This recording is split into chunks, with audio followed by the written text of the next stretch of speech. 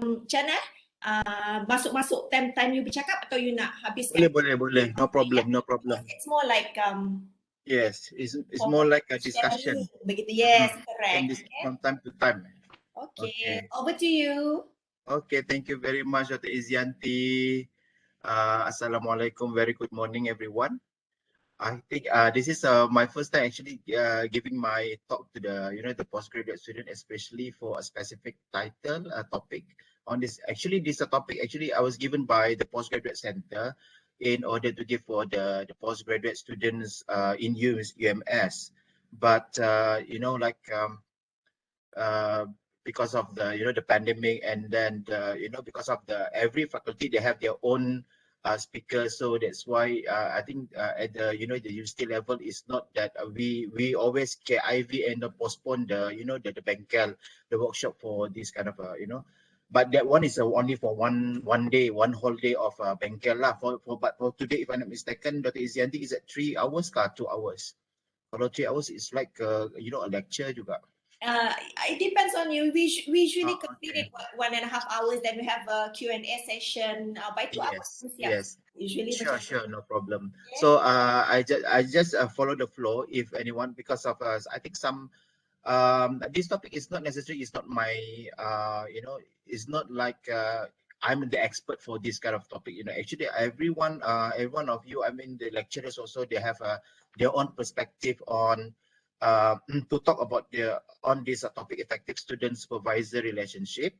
But I did my some materials in order to share. I prefer to call this talk as a sharing session with all the postgraduate students, especially the Faculty of Business, our FPEP students. So because of as you know, that Dr. Zenti already explained that I'm holding the post as a Deputy Dean, Students Affairs of the Center for Postgraduate Studies. So since that I'm in the center, so I see that there are so many issues that we are facing at the center, especially, and then I'm going to talk from time to time to give you the example. So because of some of the the issues that we are facing in the UMS, I think it's kind of maybe I would say is the supervisor is they do not know about the issue, or they don't understand about the procedure, or maybe the student also do not know. Okay, so I think that is kind of a very good sharing here to share with you that how to get it, not to say that very effective a student-supervisor relationship. It depends, because of the student is a human, supervisor also a human. So I'm sure that whenever that the student, when they choose their supervisor, they have the certain criteria, right? Why you choose your supervisor.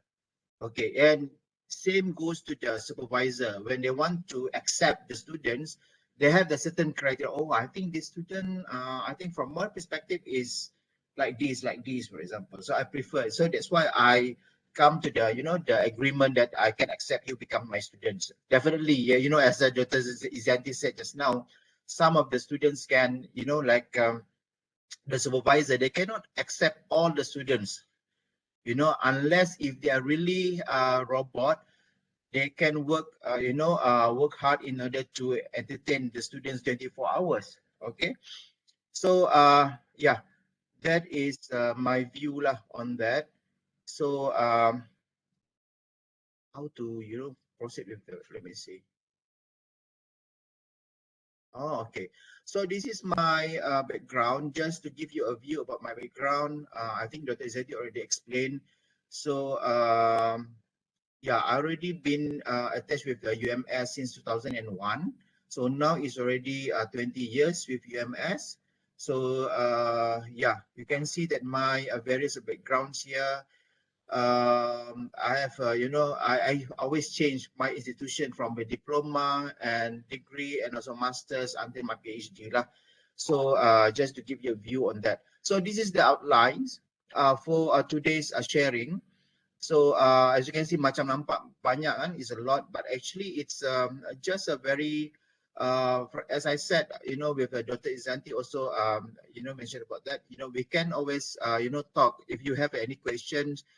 from time to time you can just raise your hand, and then you can answer, you can ask me a question lah. You can give me a question.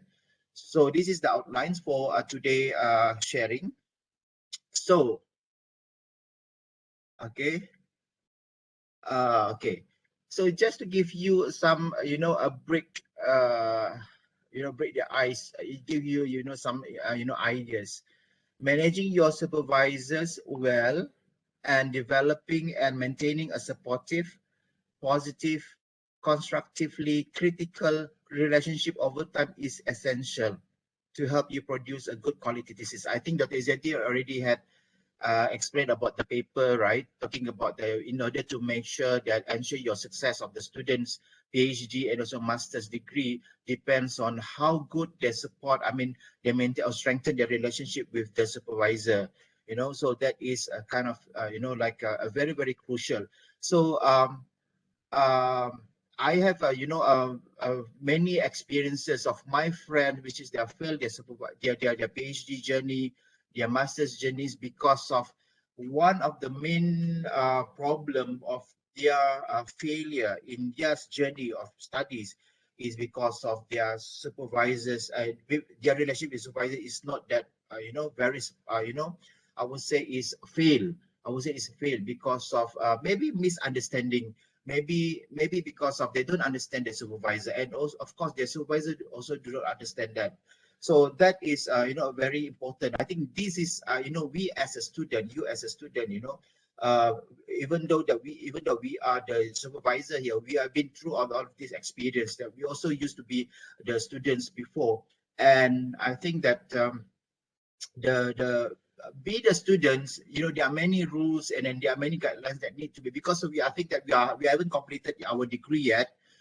And at the same time, so we're expecting, something like this supervisor, I mean, my professor is, going to give me a right path in order to, to bring us to the end of the, our success of our degree. Okay, so who is the supervisor? So just to give you roughly a definition of who is the supervisor is. So as you know, that the supervisor is a person who directs and oversees the work of the junior, or for example, a postgraduate research student. They are the one who are going to, as I think all of you already understand this, they are the one who give you guidelines, they brief you what you should do, what you should not do, and so something like that. That is a directs and oversees the work of the junior. So because of they supervise you. Okay, so this supervisor can be from something like they are very experts in their field. Okay, let's say for myself, is I'm in marketing, for example. So I am expert in that. So maybe I can see that, oh, actually, Izyanti, you cannot do this. This topic is a very common actually in marketing. So we don't want to, it's better for you not to, do on this topic, for example. That is the role of the supervisor, to tell the students what you shouldn't do, okay, what you should do actually, whether you are in the right path or not. Who is the supervisee? Of course lah, it's very direct here. Supervisee is the one who is supervised, who works under the supervisor. That is very straightforward. Okay. So why you need a supervision? Okay. As the PhD students, of course, we need the supervision because of it requires of the high level of interdependence. Okay, so we need something that who is going to supervise us, because of sometimes there is an example, of course, the students that which is they are very expert in their area, even they are more expert than the supervisor, but because of they don't get, I mean, they didn't reach the level of which is the degree, completed their degree yet. So of course they need a supervisor. Okay, the supervisor in order to supervise them and to give them, okay, there is a role, even though you are expert in your area, but doesn't mean that you can do your own. Because of this supervisor, maybe they know the procedure, they know the rules and regulation of the university, what you need, what you should do, and then what is the next stage that you need to complete and need to achieve before you go to the next stage of your journey. Appropriate guidance, you give your guidance, ensures smooth and successful completion. I'm sure that many of you, even though we as a supervisor here also experience of the, many hurdles, I would say, difficult, a very difficult experience during our studies. Okay, you can see that, So a mentor will help you a passage into academic life and career. So they are the one who give you, whether the supervisor is, give you something like a guidance, a guideline. They can encourage you in order to do your work and so on. So that is the needs and the importance of why we need a supervision. So why you should manage your supervisor as a student? Okay, so sometimes that I think the student, they always have a misconception, they thought that they think that the supervisor need to be, call them from time to time, okay, please come and see me, do this and that. So I think that is something that maybe you have a misconception. Maybe you need to get make it clear with your supervisor. So you have to understand that supervisors are always busy. They are not the one who are going to monitor you alone from time to time, because they also have their own duty. They have to teach their student, their undergraduate student. They have to handle a class, the postgraduate class, for example. They have to supervise the other postgraduate students, undergraduate students as well. At the same time, they're also doing their own admin. Like say for myself, I'm in the Center of Postgraduate Studies, so I'm working in the admin work 4 days. So normally I focus on 4 days in a week. So the rest is maybe I have a class and also meet my students and etc. So that is the, what you need to understand about your supervisor. Your supervisors may not always be as aware of your concerns and progress to the extent you are. Okay, even though they are supervisor, your supervisor, you as a student also has to be aware, because that is your work. Okay, so you know better about yourself, you know better about your work, and then you have to update your supervisor from time to time. Okay, Dr. AZIZI, okay, today I have done my data collection, so what should I do next? So you have to tell us.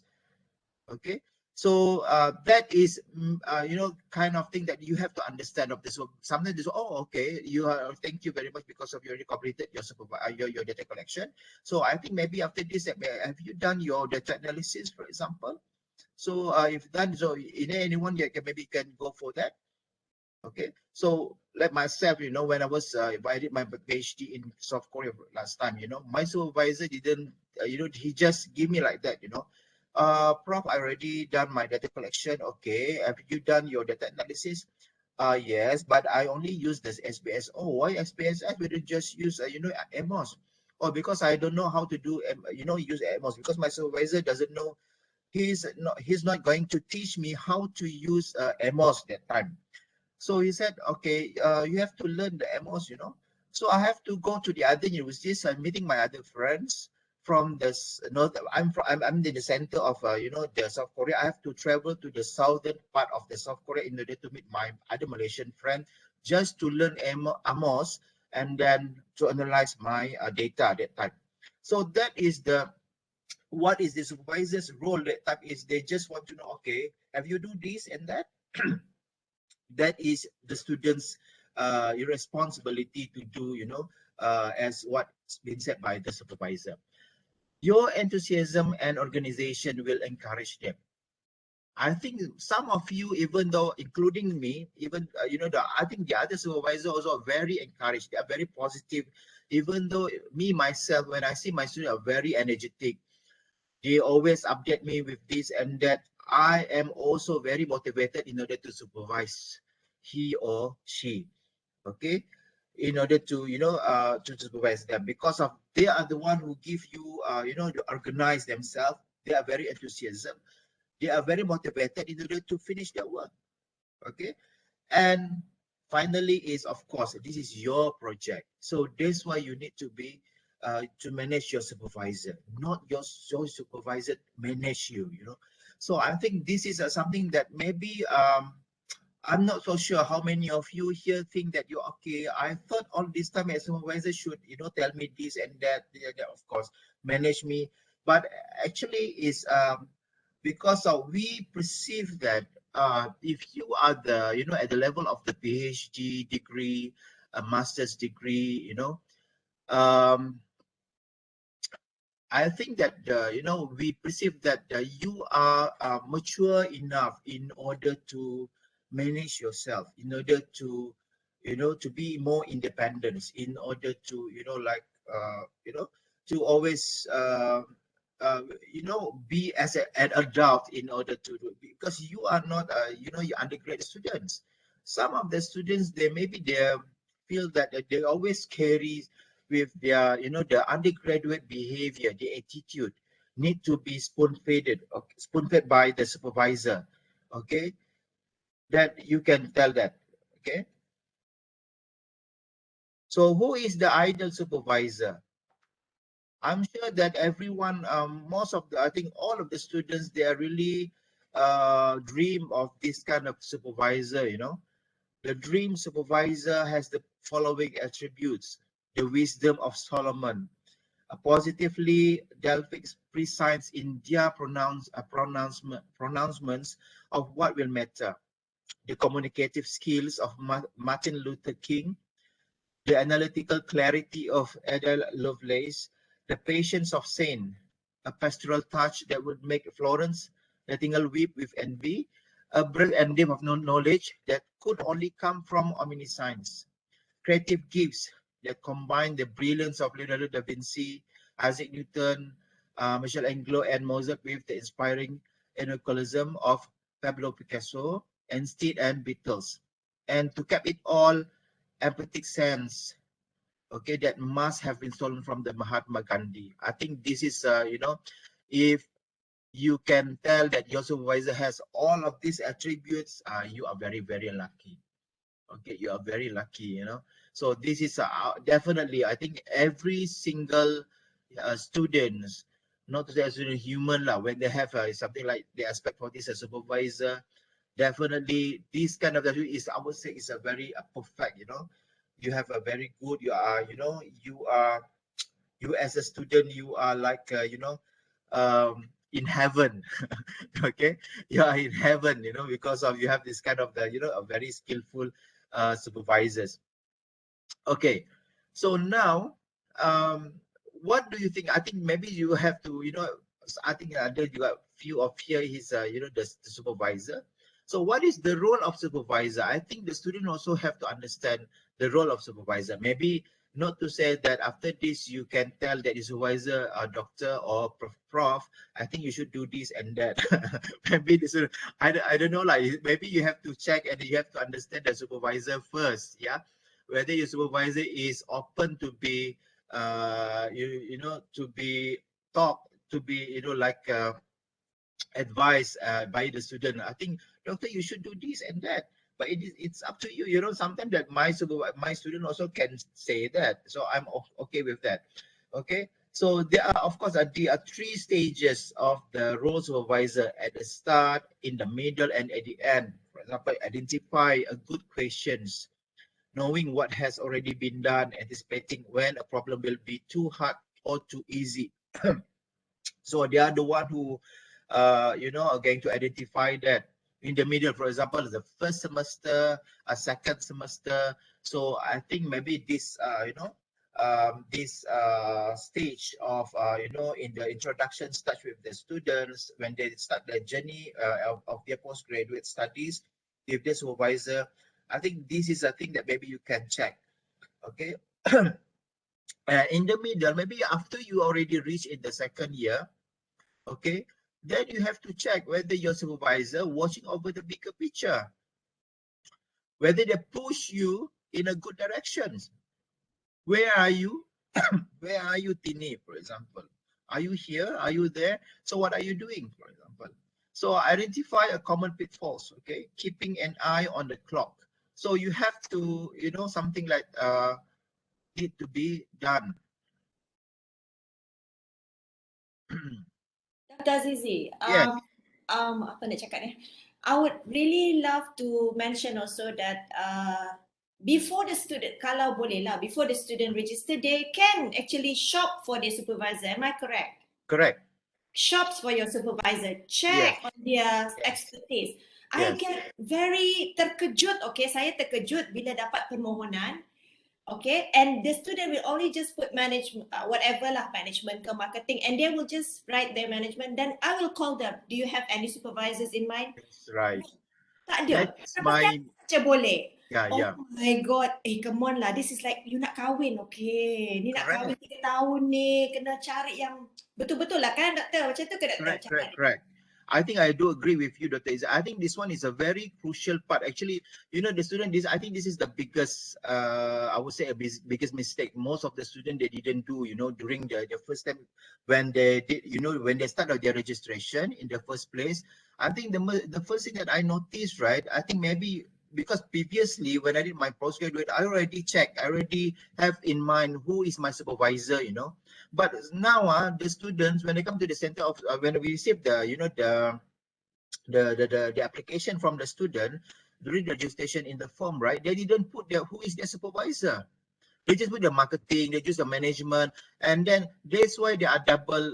You know, something like is going to be make their life very difficult, because after that, when the committee already decided who is the supervisor, and the student, when they meet the supervisor personally, they are not agree with that supervisor. Maybe they don't really, you know, they don't like the personality and so on. So they come and then change the supervisor, and then they just keep silent, keep quiet. It takes time to change supervisor. It's not you want today, tomorrow dapat. One semester gone like that just to change supervisor.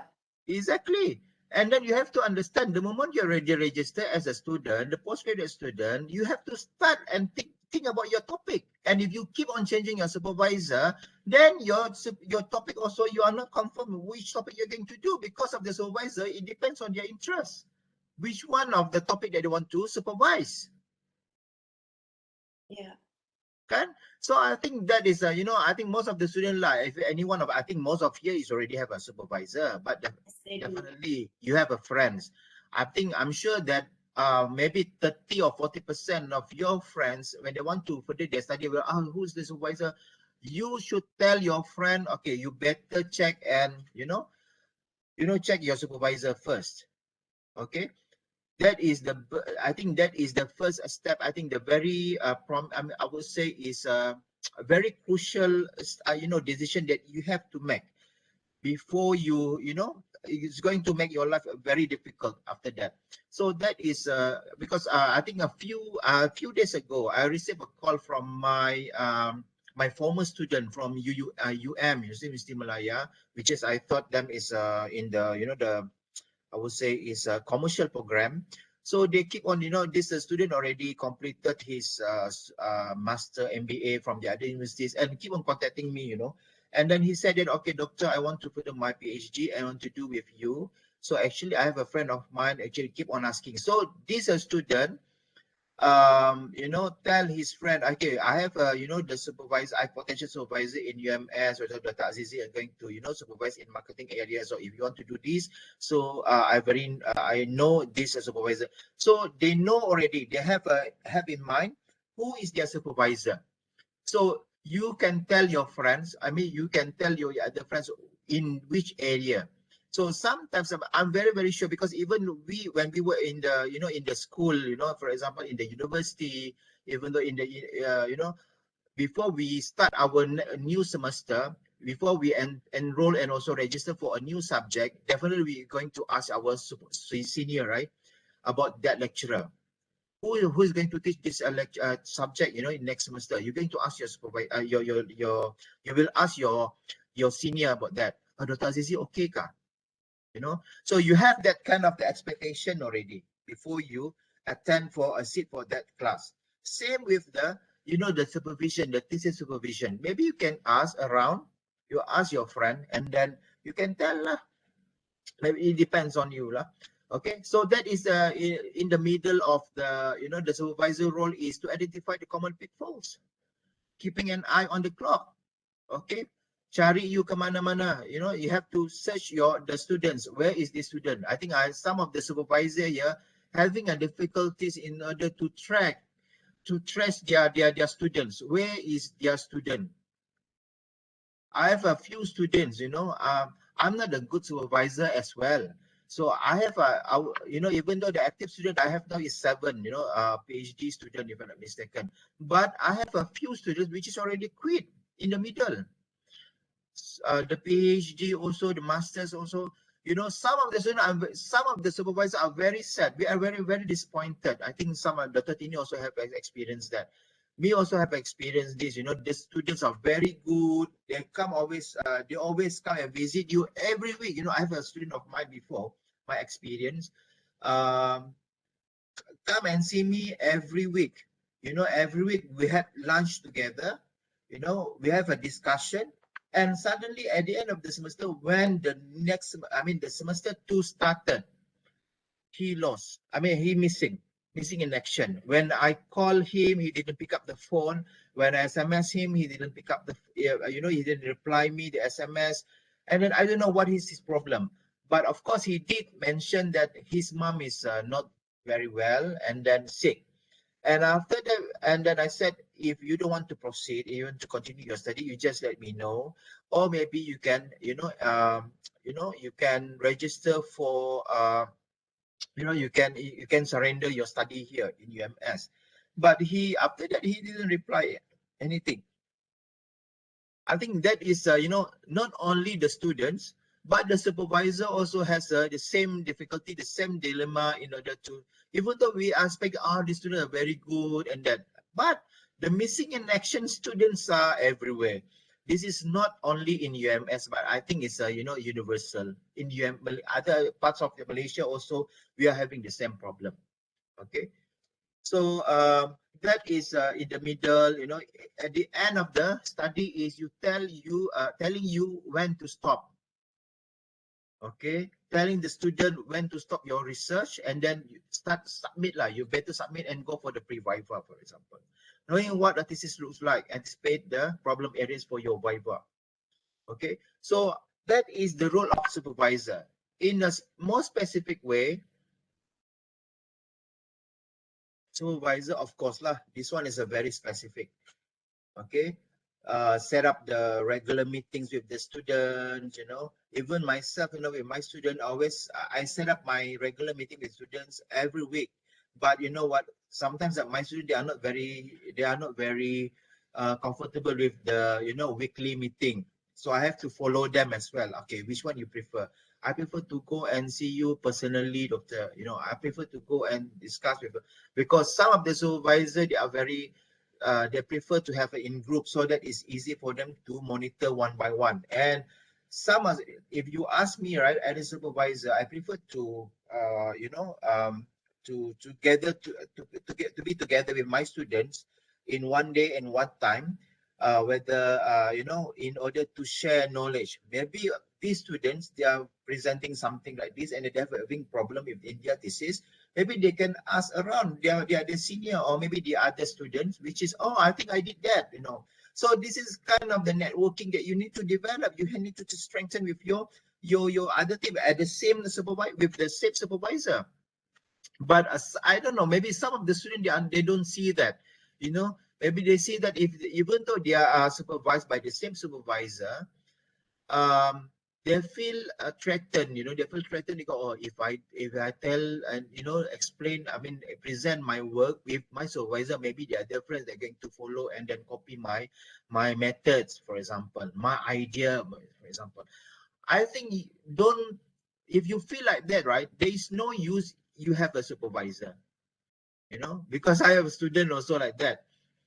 Prefer to come and see me individually, personally, rather than in a group, because she said that I'm scared, doctors, if that you know, lady, you know, stole my idea, you know, if I tell you this and then she's going to do the same thing. I think it's okay because I'm the supervisor. I'm the one I know that what you need to do, you know. So if she or he do the same thing as you, the supervisor has the right in order to decide you should do this because they are a supervisor. Okay, they are your supervisor. Being accessible to the student at other appropriate times when he or she maybe, okay, may need advice, okay, guidance about the nature of research and standard expected, the planning of the research program, literature, and attendance. Being familiar with the standard expected, okay, of the degree examiners, okay, this is the supervisor's role, yeah, okay, and requesting written work as appropriate, returning such work with the constructive criticism in a reasonable time, and arranging appropriate for the student to talk about his or her work. Okay, so like myself, I prefer to have a talk with my student if they want to, report their progress in a coffee shop. Okay, so that is my style. I prefer to, even though when we have a meeting in my office, also I must have my own coffee, for example, because we are going to talk a lot, about his or her work. So normally I prefer to have that, because at the same time, okay, I just want to reward my students. Sometimes, okay, if you come and see me in the coffee shop, okay, let's have a coffee. So you want to have a meal or lunch or, breakfast. So let's have that first, and then we can talk. I don't know lah, the other supervisor, maybe you can ask your supervisor what is their favorite. For me, as a supervisor, my favorite is I love to eat. Okay, I love to eat while doing my work. So I have to make sure that I'm happy with my eating and happy my food before I can I can rationally supervise my student. Otherwise, I become a tiger or maybe a lion. So that is that is my style. So ensuring that the student is aware of the university's codes of practice for research and intellectual property. Okay, this one is you just leave to the supervisor. So anything that is when comes into the ethics, when comes into the university's code practice and research, I think the supervisor has to know this. So you have to always yes. Sorry to interrupt you. I would like to share another one. I have not my experience. There Yeah. are supervisors who are very extremely busy. Yeah. Okay. You know what time they want to meet their student? 7 a.m. to 8 a.m. Because Okay. 8 a.m. she will be busy. I met few students like this, few supervisor students. So student dulu lah before the pandemic. So the student will wait because the supervisor send the kids to school at 6:30. She will already be in the office. So you have to meet her at 6:30 until 8. After that you can leave. So it depends on the supervisor lah kan, Dr. Kan? Yes. But is it the student can, they're willing to, participate and also to commit with that? That's their discussion. Their discussion with the supervisor. So I leave it to the student whether their willingness to participate with in order to fit with their supervisor's time. I think it's up to them lah. Because of if they think that's the way is very important to them in order to give view and ideas. I think why not? Okay. So you provide the training in the ethical, legal, and other conventions used in the conduct of research and supporting the student in the consideration. I think this is a kind of, it's very crucial also for the supervisor to train their students about ethics, what they should do, what they should not do, in terms of whether they follow the legal, whether they follow, I have a friend of mine, I think Dr. Pgws is here, right? So he has, the experience on that. We're talking about the ethical, ethical things. The supervisor hasn't, update the students about the ethics. And after the viva voce already been done, completed, then the supervisor said this, I think you should do this. And if not that maybe you may not, complete your thesis or your PhD because you didn't follow all these rules and, the ethical procedure, for example. So I think that is the supervisor role to tell the student, to make the student understand. At the end of the day, that is your student, number one. Second is, the student doesn't know that. Sometimes the supervisor, they think that, okay, I think that, the student should search of these, all of this information. I'm telling you lah, even though our FPEP website, even the UMS website, the postgraduate website also, most of the information there already been, mentioned. We already upload all the information. I think not 100%, all of the students read, they understand. Not only the student, the supervisor also don't understand. I have, experienced this in the center, because my section in the Center of Postgraduate Studies, actually, we are handling or in charge of the financial students, financial assistance for the student, give a scholarship, what kind of the scholarship that we have. Some of the supervisor, the lecturer also contacted me, or email us, ask about this information. I said all of them is already in the web of UMS. You can check yourself. There's no need for you to give a very proper information of that.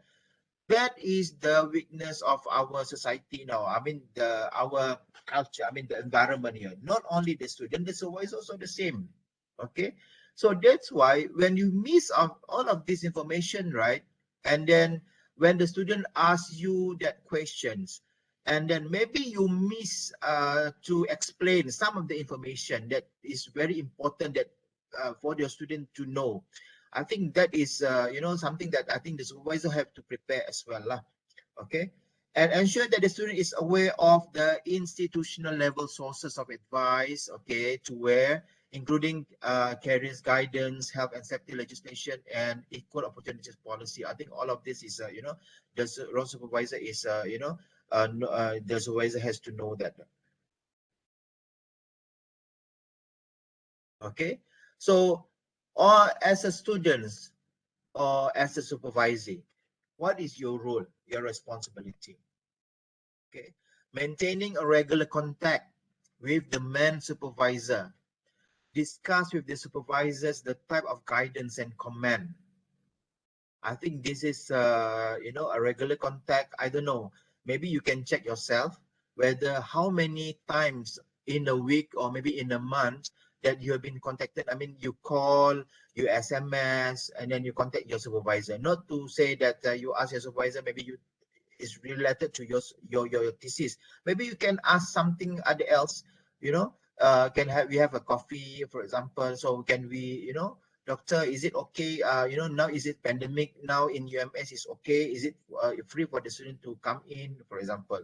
Not related to your thesis. Maybe you can ask other things as well. So as long as you have a contact, then you just make it very familiarized with your supervisor. Taking the initiative in raising problems or difficulties. Okay. For safety of themselves and others, take the initiative to ensure that they are competent in any relevant research techniques to be used. Okay, so you have to know this. The student has to really check, but I know, in the students, I mean, UMS, some of the hours, our case in the UMS, right? The student also don't know because they haven't started their research yet. They don't know what is the techniques need to be used. So it's up to the supervisor. Okay, I think you should handle this. You should do it, this and that. So I think that this is the student's role, as a supervisee. Okay, for example, like myself, is because I'm a quantitative person. So I have a student which is I joined supervised with Dr. Tini. So this Dr. Tini is a qualitative. So I asked Dr. Tini, can you be my, the second supervisor for this student? Because of this one, I think she's going to do, use a, a mixed method for her PhD later on. So then maybe I can check in terms of the quantitative, and they're going to do for the, the qualitative one. So that is, I think maybe you should do that. Okay, the student has to, check on this.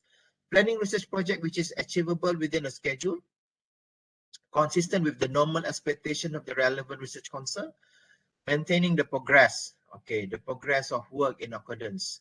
Submit, okay, deciding when he or she wishes to submit the thesis, taking due account of the supervisor's opinion, which is, however, advisory only, and of the need to take account of the university requirements. Okay, what is the university requirement? Is it you already, even though you already completed, some of the students here in UMS, some, I think maybe some of you already know, aware of this, and some of you maybe you don't know, maybe you can search on that. So I just to let you know that some of the students, the cases in UMS, right, even though they already completed their study, their research, and then the supervisor already completed, but they still pending in terms of the, the graduation, because of they haven't meeting the requirements of the universities that is set by the universities. They already completed their research, But because of the, right, in UMS, we have, the KPI, right? You have to publish 2 journals and 1 present paper or poster in the conference, So after if you don't meet all of this, right, even though you already completed your research or thesis a year ago, if you didn't, meet all this KPI, you still didn't get your PhD yet. That is the, that is the, how to say, the requirement. Okay, so I think this one is need to be taken very into consideration seriously by the students. So some of us, I want to focus on the research only. I do understand some of the students, they want to focus mainly, I want to actually I cannot do when I write my thesis, my thesis, I cannot do, at the same time write a paper for journals at the same time. I don't know, maybe you as a student, this is a thing that you need to learn, how to manage your time, how to manage your schedule to meet the requirement. Otherwise, then you're going to prolong your study or your journey here. Okay, I'm sorry, those are students are from maybe international student here. Maybe you can catch up. If I'm speak too fast, then you can let me know, yeah, so I can talk slowly. Okay. Taking responsibility for their own personal and professional development by agreeing their development needs with the main supervisor, and being familiar with the institutional regulations and policies that affect them, including the regulations for their qualifications. Okay, so this is what I'm saying, talking about just now. You have to always check your schedule. For myself, for my student, I always ask my student the research plan. What is your plan for this semester? So after that, if I want to give you, evaluate my student in terms of their progress, at the end of the semester, I refer to their research plan. So let's say, for example, like this semester, my plan is I want to complete my the chapter 2 of literature review, and after that, as I'm going to focus 50% of my research design, or at least I can confirm my research framework. So that is your plan, the strategy for this semester. So at the end of the semester, I'm going to check that. So let's say if your literature review is already completed, one thing, and also whether you already confirm and you already finalize your research framework. If you haven't done, then which means that I will put my evaluation is unsatisfactory. So something that need to be taken seriously by the student. I think maybe if your supervisor didn't do that, maybe you can suggest, you can propose to your supervisor, okay, prof or doctor, okay, this is my plan for this semester. I want to do this and that, so that you can give them why normally when I ask my student to prepare for the research plan, because they are the ones should prepare that, because they are the one, they know better about their capability, whether they can achieve this plan or this KPI for that particular semester, according to their capabilities. Otherwise, if there's no use for the supervisor that, okay, for this semester, you must finish chapter 2, you must finish chapter 3, and then at least, you already have, 10% of data collection, for example, within one semester. But for the student, oh, I'm working, I'm doing this and that, I think it's very impossible for me to achieve that. But some of the supervisor or the students, they just say yes with that suggestion from the supervisor. I think you should also suggest what is your capability, what is your achievement, whether it's doable or not. Okay, so that is the role of the supervisee. Okay, then after that, you ask yourself, as a student, what kind of relationship do I value or imagine? Okay, is there a difference in expectations that I and my supervisor have? Okay, you have to check this as a student. Yeah, this is a student's, maybe you can put this question as your homework. Okay, is there a cultural difference in values and expectations between my supervisor and myself? Ada buat tak? Okay, is it all the students can do this? All of you, have you done this? All of the, at least one or two two of out of these three. What kind of relationship do I value or imagine? definitely it's a dream relationship lah kan with your supervisor. So definitely I hope that maybe I with my supervisor I become more closer, more close. And then I think I have there is no barrier between me and my supervisor, so that I can share all my problems, for example. Okay. And everything that not the problems here means that you can share anything, your personal problem, until you can you have a the financial problem, you can borrow you can borrow your supervisor's money from your supervisor. That is too much lah, don't ask for that lah. Okay. So what I mean here, the kind of relationship is what kind of you can imagine your relationship. Maybe some of the students, they expect that is the supervisor can facilitate or make it, maybe they can smoothen their relation, smoothen their journey in their if they ask the supervisor about these things, or maybe the supervisor can provide with the a satisfactory answer, for example. So maybe that kind of things that maybe you expect. Okay, is there a difference in expectations that I and my supervisor have? Ada different tak? What is your supervisor expectation on you, and what is your of course your your expectation towards your supervisor? Definitely. Okay, so that is something that I want to tell you, some like my expectation. One of my students, which had already graduated, this student is a master student, So before this, I think maybe because of my expectation is because of this student in the first place, he's maybe he's enrolled as my RA, and then his English proficiency is not that good, band 1 only, band 1 from wet. So he's not that very good. When I test him in terms of okay, you read these articles and then please give me the the synopsis and the summary of these articles.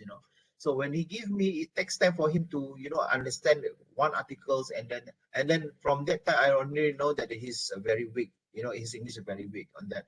So that is so that's my expectation. When I do that, I feel like, oh my God, this student are going to put me in hell, for example, lah, during that time. Okay, the sounds very harsh, lah. But knowing that from time to time, so he started to understand, I started to understand my expectations.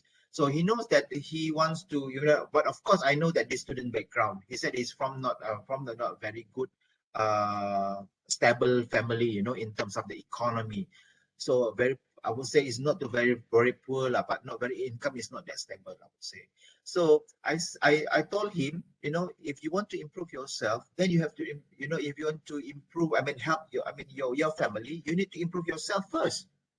So I use a kind of, my style is quite very strict on him, because of he keep on asking me, doctor, can I write my paper? Write my thesis in Malay, So I said no, because of I know that your BM is your English is very weak, but this is a time for you to improve yourself.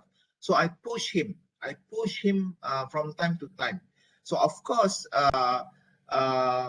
in the middle, he has a difficulty. In some of the time, he's very demotivated, because of I push him to present in the colloquium. I think another 1 or 2 weeks we have a colloquium, right?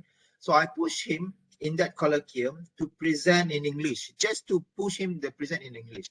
So after that, the presentation, even though his present not very good during the first trial, during the presentation, because he just read the literature and everything, very boring. And then when the audience asks him the question, he cannot answer the question, and I'm on behalf of him answer to the audience.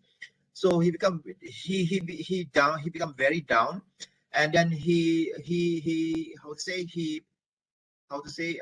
was like away. He didn't come and see me about 1 or 2 weeks, if I'm not mistaken, because he's very down. So after that, I tried to slow talk to him. That is the way, because at least you can push. I know that you can do it. So you better go. And then if you know that your weakness is English, your confidence in order to speak English, I think why don't you just go and start learn, go for any free English classes. So he started from there. He go to any of the centers free in KK, and then he attended some of the English classes. And along the way, you know, after that, then his motivation, his confidence, you know, came up, you know, and then he managed to present his paper, and then he's managed to present, you know, publicly, and then during the Viva also, he has a confidence, you know, to present. So finally, that he managed to finish his, you know, his degree. So I'm very proud of him, as you know, because I can see that there is an improvement, you know, in terms of not only the degree that he also got received from me, I mean from the university, but at the same time he has you know, he got the confidence in how to speak, how to improve, you know, himself. So that is something that the expectations that I put on him, of course, is a bit, you know, no, it's not that easy lah, in order to achieve that. Okay, is there a cultural difference in values and expectations between my supervisor and myself? What are the expectations? What is your expectation actually? So you need to look into that, you know. Telling you about my experience during my PhD journey, you know, because I, you know, as you know that my PhD, I graduated from South Korea.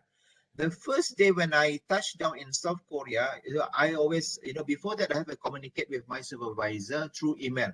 So when I look at when we have a communicated through email, I noticed that his English was very good. You know, he knows how to speak English. That is my expectation lah. So when I meet him personally, I got to know that his English not that good, especially in order when to express verbally, you know, to the students. So even though when he talked to me, right, he don't understand, you know, and he feel like, oh my God, so he feel like he want to hit his head on the wall, you know, because I don't understand what I'm saying, you know. So he asked me to learn Korean language that time. So that is the moment that I have to push myself, go to this language center, and then improve my Korean language before I, you know, come and see him. And then he told me some of the supervisors, some of the lecturers, you know, because I have to attend the class, most of the class are conducted in Korean language. Some of the supervisors, they don't accept me in order to register in their class because of this class you have to learn the English and the Korean language first. So some of the professors already remind me, I know AZIZI, I know that there's you are very good, he said. And then I know this knowledge is number one. But in order for you to get the knowledge from us, you know, from God, you have to master our culture first. You have to know our culture first. That is this professor told me, you know. Okay. That is supervisor told me, you know, that which means that, oh my God, I have to, from that time, I have to be struggle on my language center. And then before I briefly enough, I have, you know, confidence enough in order to attend in his class. So because I know that, yes. Another thing that I remember when you said that they brought you out for dinner and all of them were drinking, like you need to do something like that, right? How did you manage that? This is a cultural difference in values. Exactly. Let you share your experience. Yes. So that's why this is one thing that I want to share with you because of I'm Muslim, you know, and then the Korean, normally they are free thinker, you know, they don't have a, you know, specific because of they can drink freely, you know, they can eat pork, you know. So normally when maybe I'm quite lucky, you know, because in order to tell them, because of the first thing when I have, you know, chat with my supervisor, I told my supervisor, actually, okay, Prof, I'm a Muslim. Okay, I don't drink alcohol. So normally I tell him, you know, this thing first. I don't drink alcohol and then I don't eat meat. You don't tell him that you don't eat pork. If you don't eat, you tell him you don't eat pork, maybe they can go for you to eat chicken or beef. You can eat beef, right? So you don't eat pork. So to be in the safe side, safe way, you know, so I told him that, okay, I don't eat meat. So anything regarding to meat, because we know that even though it's beef and chicken here, we can eat. But of course, in Korea, right, it's not the beef and the meat is not slaughtered according to the Islamic regulations. So you have to follow that. So you, in order to be safe, to make it the situation more complicated, you tell them in advance.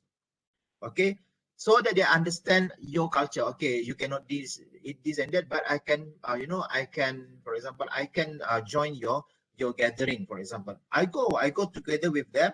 We go to the soju bar, for example. They drink alcohol, but I drink how you call it, 7-Eleven, 7-Eleven, what is it, 7-Up. They call it cider. Okay, Soju. so bukan soju lah. Soju is alcohol. They call it cider. Korean call it cider. It actually is a kind of carbonated drink only. Okay, carbonated drink macam 7-Up.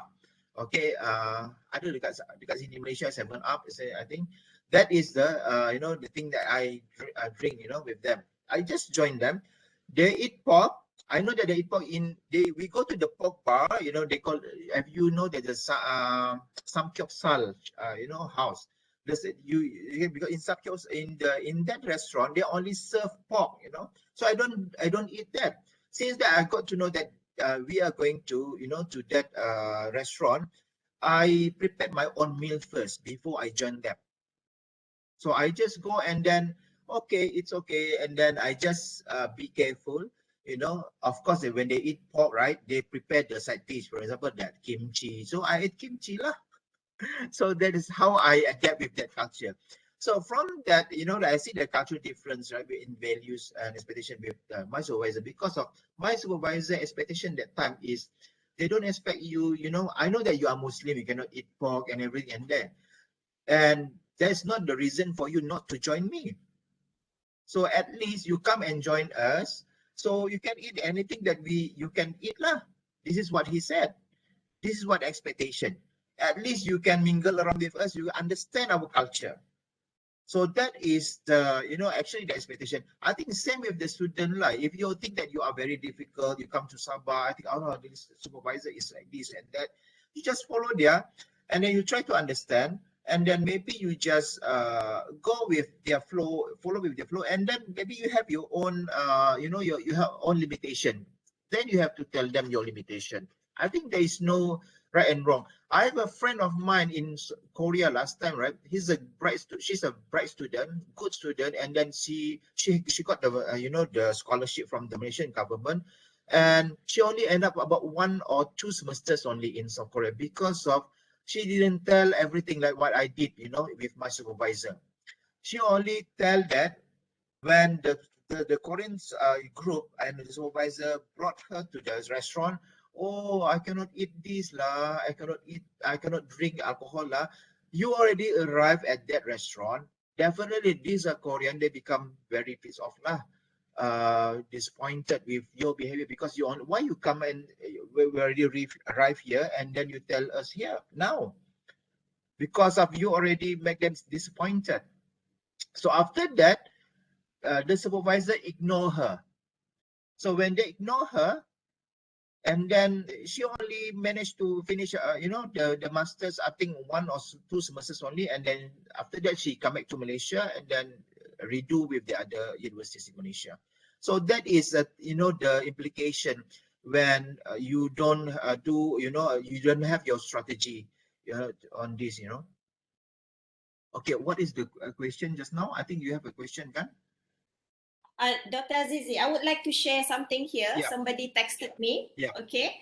I actually message here. What is a warning sign that student needs to change their supervisor? Okay. This I got some feedbacks here. Mm-hmm. Some of it is supervisor did not give any commitment in terms of reviewing chapters by students. Okay. Nombor 1. Okay. Supervisors did not have time to meet at all consultation even though requested by students. Sekali tolak is okay lah. 2-3 kali tu something lah. It's a glaring sign that something is need to be done. Okay. Okay. Another one, the supervisor does not show interest on the topic proposed by the student. Cari lagi, gali lagi, cari lagi gap sampai semester ketiga masih cari gap. Okay. There's no and the last one, certain supervisors misuse relationship students and supervisors. Such as?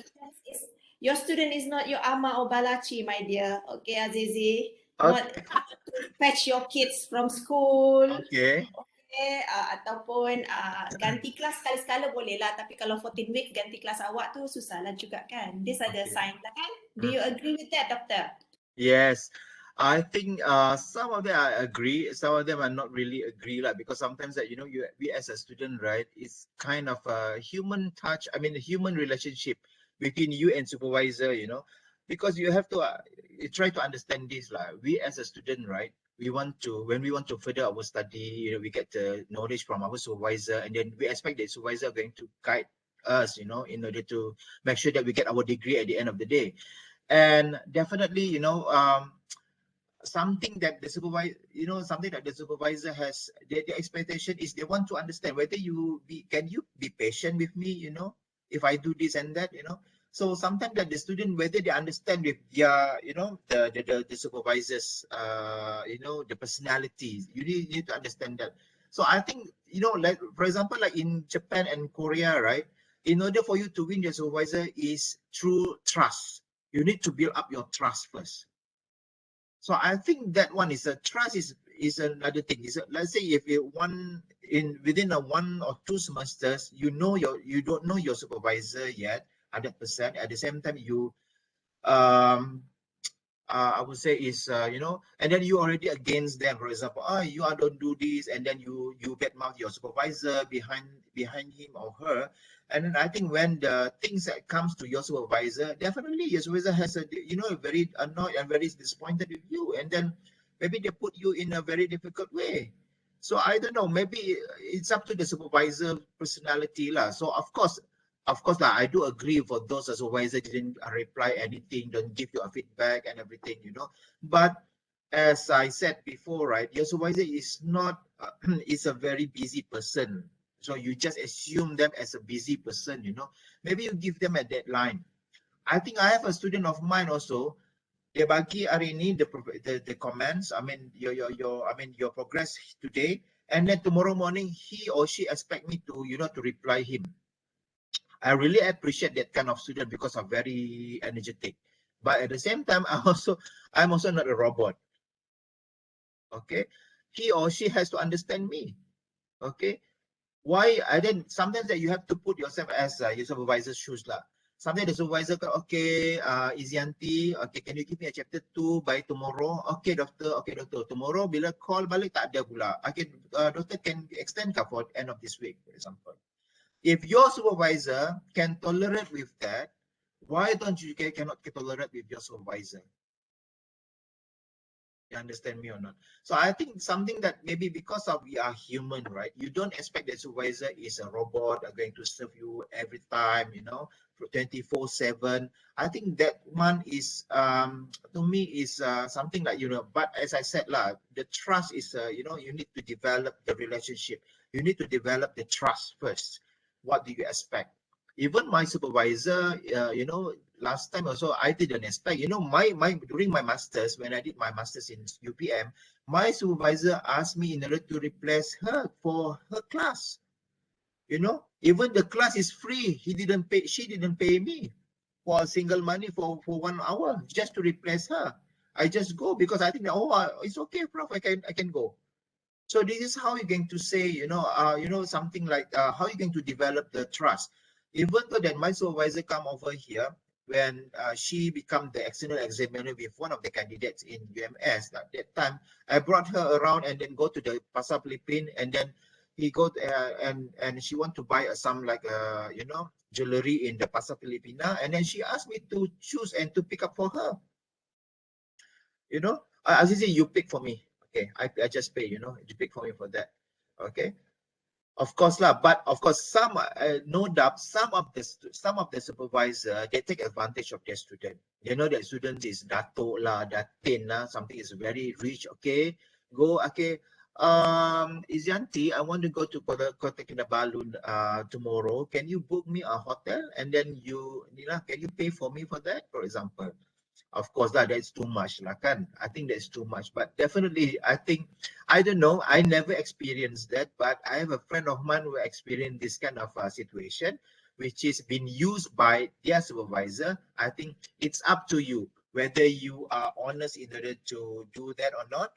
I have no idea. But if you follow me, for example, like myself, because in Korean culture, for those, if you are older, you have a right, because you must pay everything. For example, if I brought you into the restaurant, so since that I'm older than you, so I have to pay for all your meals, for example. That is their culture.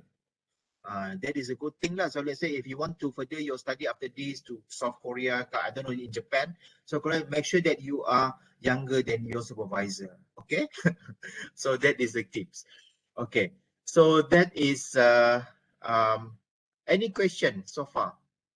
So no question, yeah.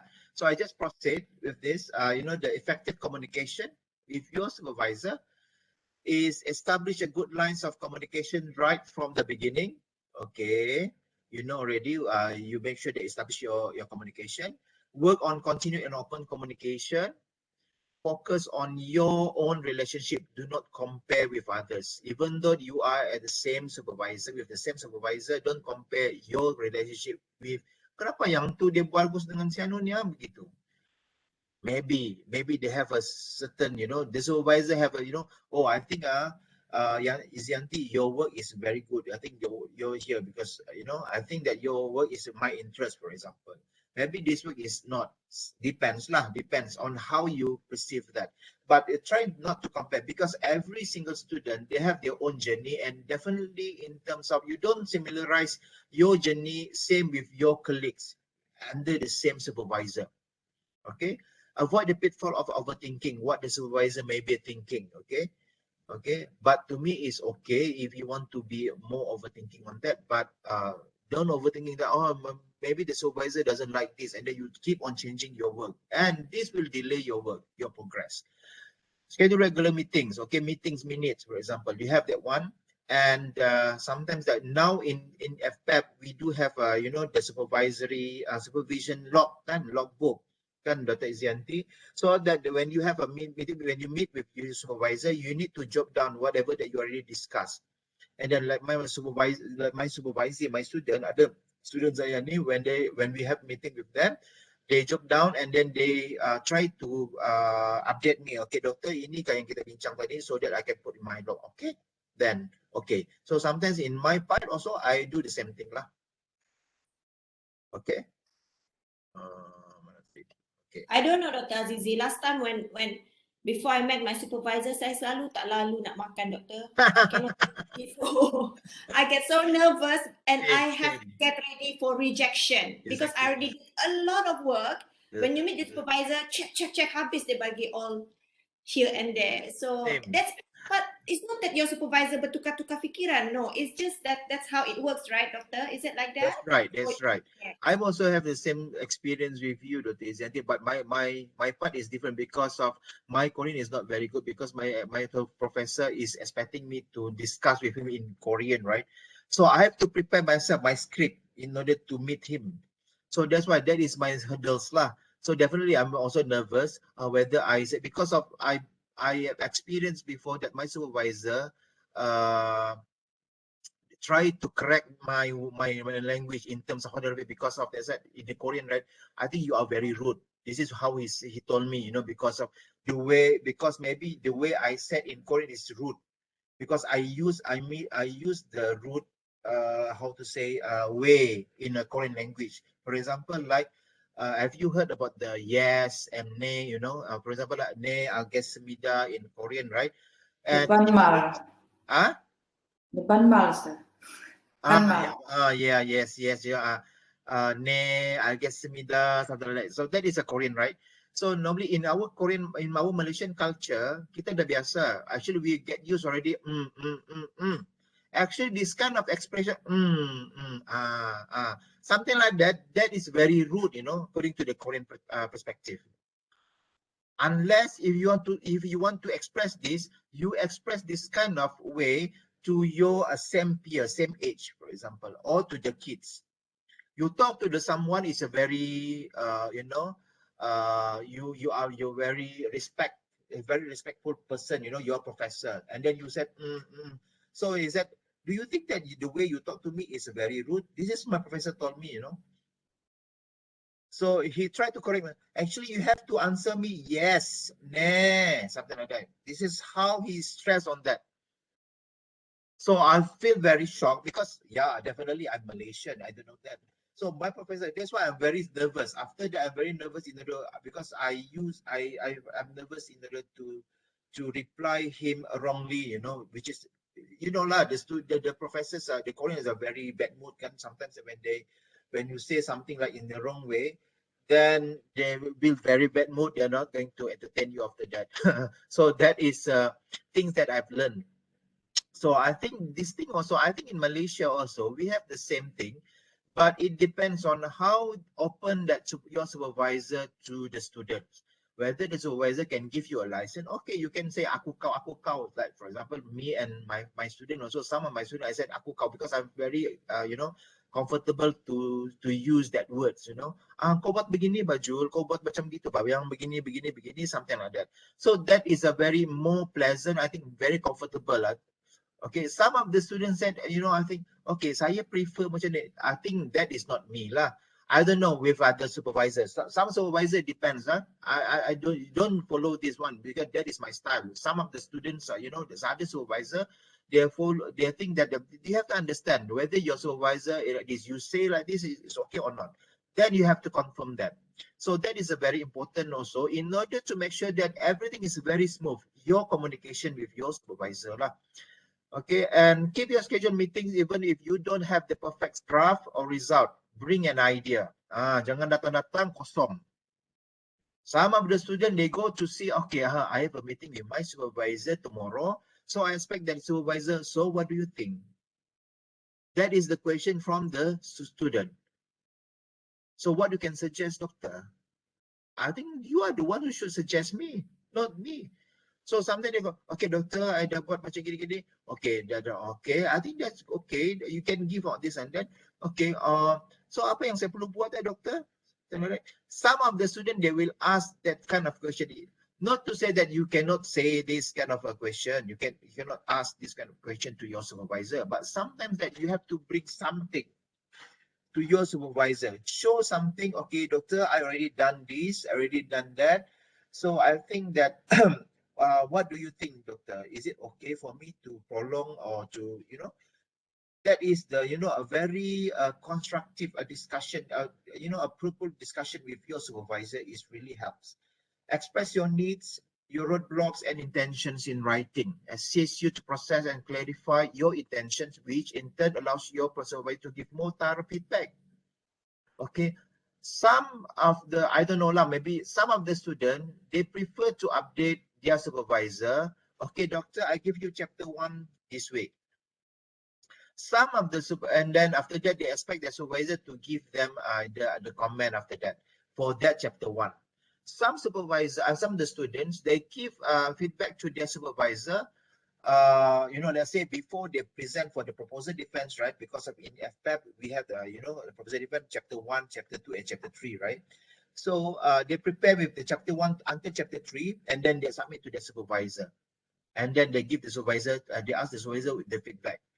Some of the students do like that. And some of the supervisor also, they expect like that. You know, we give, you know, the one whole complete document in order for them to comment.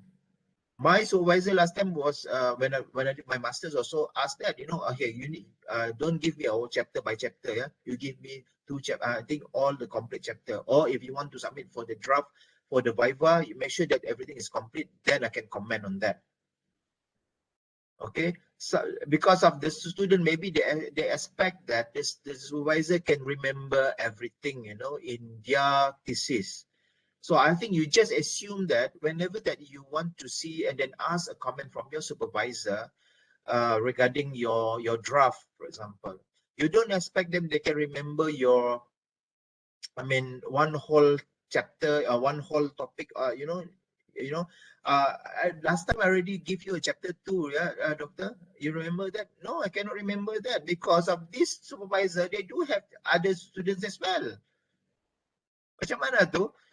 So you have, like I said lah, the supervisor is not a robot. They have other things to do. So that's why I think it's your role in order to remind them, okay, doctor, I already complete this, you know. So what is your comment? Maybe you can give me something, you know. let's say for example, some of the students they give me because I'm very quite flexible. Some of the students they can give me the one whole chapters of 1, 2, 3, and 4, and then give me a comment. Some students they give me a one chapter 1 and chapter 2, but normally I will ask them, can you give me a chapter 3 the other day? Okay, so together. So in order to make sure that not to make your discussion, I mean your comment, I mean your discussion with your supervisor hang. I mean put in the how to say in trouble, right? It's better for you to give in complete way, of your documentation. Do not avoid your supervisor. Yang ni yang penting lah. Do not avoid your supervisor. Alamak supervisor aku lah macam mana ni? Dia ikut jalan lain. They go with the other way. For example, like you meet your supervisor in the mall, for example, you try to go, the other way rather than you in order to meet with your supervisor. Okay, avoid your supervisor from accepting their calls and accepting their reply. I think sometimes that is a very sad way situation whereby the supervisor already texts you, SMS you, you just read the message without any reply, without any answers. You put the supervisor in hanging, in a very bad situation. I think that's very bad lah. It's very bad because I don't really agree that, because if I as supervisor also definitely I'm also not very in a good mood in order to supervise. You already put that, but you want to if you don't want to prolong your study as a student or his or her student, you better tell your supervisor. I think all the supervisors, they are very good, but they also can there is no like this a student supervisor relationship, right?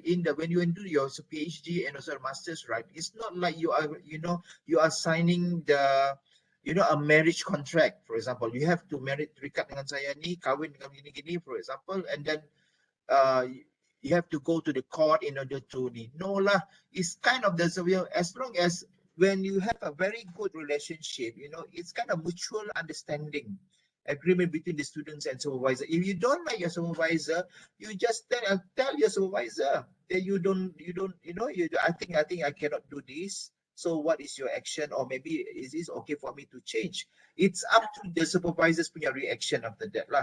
Yeah. Doctor, I would like to share my experience. Yes. My supervisor, when I did my studies just now, my supervisor expect me to come to university every day.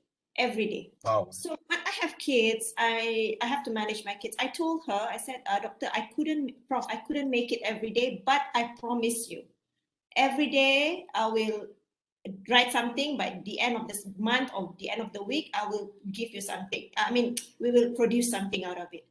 So, and she was like, oh, okay, we'll see how.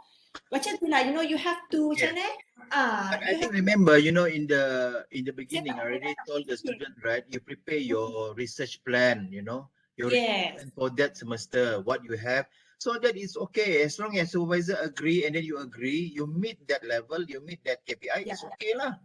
Tak semestinya kena ikut supervisor tu, kan, Doktor? You don't have to. Apa yang memudahkan kita, but at the same time we have to accommodate her also. Kalau dia suruh buat seminggu sekali hantar, seminggu sekali lah kita hantar, kan?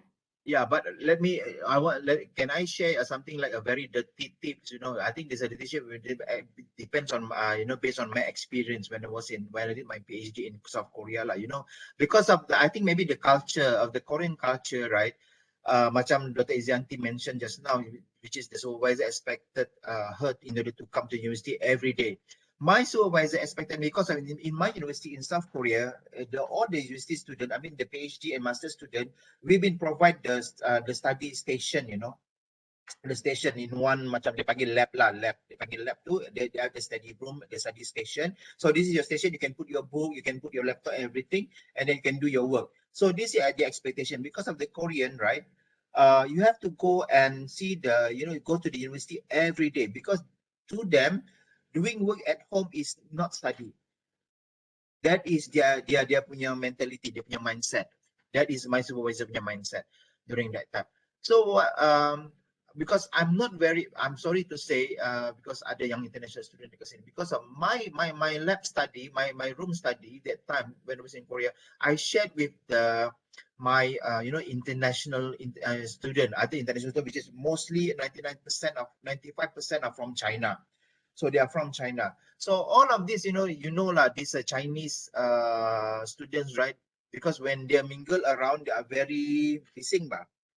I'm sorry to say this lah. So they are very simple. So I cannot focus with my research. So I prefer to have my own station at home. I brought everything, I buy my how to say printer, everything, because in that lab they already provide all the facilities. You can print everything here and there. So okay lah. So in at home, so I prefer not to present at university every day. Only during class I go and send, I attend. But my supervisor asked me, why you are not always appear in the in the university. I never seen you, even though when I look at you, when I search for you, when I look for you, I go to the lab room, you are not available. This is what my professor told me. So I told so I explained to my supervisor, actually I'm not really comfortable to do my study in that room because of it's too noisy for me, so I cannot focus, and then this students is not comfortable. So I'm not saying that very detailed and comfortable. So the moment that my supervisor said which part is not comfortable, so my supervisor come and see my lab room that time. So the moment that he noticed, he entered my lab room, then he noticed that, oh, okay. Then he noticed that, okay, this room is not very comfortable, especially because of 95% are Chinese students, and then they are very, I would say is noisy, like they very make noise, in that room because, and then at the same time, is the surrounding is not that pleasant for me to do, So that's why my supervisor understand that and he can accept, with my excuse that time. And one thing is that that I notice is the supervisor is the Korean professor, since that they expect you to study all the time, so you have to show them that you are working hard. Okay, you are working hard. It happens to me when because of my PhD, I have to pass my comprehensive exam. I have to because the Korean system is you need to pass the examination. Like a DBA here. So you need to pass the examination. So after you pass the examination, then you can proceed with your research and viva voce and etc. After that. So in order for you to pass that, there are certain aspect, that they expect from you, which is you need to attend the university, and then you need to really study hard. But my first experience, I since that that normally this technique of this professor, they were going to talk to the supervisor, they talk to the students. They call the student, okay, what are you doing during the break time? Because normally the comprehensive, they held the comprehensive exam 1 or 2 weeks after the semester open. A new semester open, then they start with the exam. So they're going to have a meeting, interview with the students. So what did you did? What you have been, during your semester break? So I'm very honest. I told my supervisor that I went back to Malaysia. I celebrate Hari Raya. I go here and there, and so from his perspective, is you didn't study very hard. So you take easy our system here. And you know what the supervisor told me, AZIZI, you're not going to pass this exam here because you don't pay attention on your exam preparation. So I just keep quiet. So I know that I'm going to fail for that exam, comprehensive exam. So after that, until the third exams that I managed to pass my exam, because you know what, after the second and third one, and then I managed to pass that one, then I try to understand and then try to learn their culture. So whenever that they ask you, what you have done, you do this and that, make sure that you tell that you are doing good. You are studying good. You are working very hard in order to finish your research. You are working very hard in order to study here and there. Because of that is their mindset. That is mindset. Even though that I during that time I have to block, unfriend all, not to say unfriend now. I would say it's a block my Korean friend from seeing my post in FB. Otherwise, these are Korean students. They are the one who are going to tell the professor that AZIZI is not doing. AZIZI is traveling. Go here and there during the semester break. So when the professor already got to know that you are, you didn't do your work during the break or during the holiday, then he's going to punish you, with the, the failure like during the exam. That is my case. I don't know, but other parts of the, you see in Korea, I think they don't do that like that lah, because of the, my university is a very strong in terms of the, because of my university is a national public university. So they are very strong in terms of the, you have to, really strong with the culture and everything. Communicate about factors, family, illness, and etc. that may take you from your work to some degree. So after that, when you're talking about this, okay, you have to, ask, tell your supervisor. You need to communicate with your supervisor. Tell about yourself. What is your family? Is there any illness? So that the supervisor understand your situation. Okay, they understand you, then they know how to adjust. Okay, if you keep quiet, you don't tell your supervisor that you are having this and that, and then maybe they don't understand in the future when you're having some problem that then maybe it's very hard for them to understand. I mean, to understand your situation because you didn't tell them. Okay, so that is a thing that I think is a very effective communication lah with your supervisor. Be clear about your responsibilities. Okay, we as a student meet the deadlines and follow regulations. When the supervisor asks you, okay, can you submit by next week? Are you okay with that? Then you have to be clear. If you think that you cannot submit by next week, then you suggest which date or which time that you think is suitable. I think, doctor, can you give me another 2 weeks after this? Then you have to promise with that.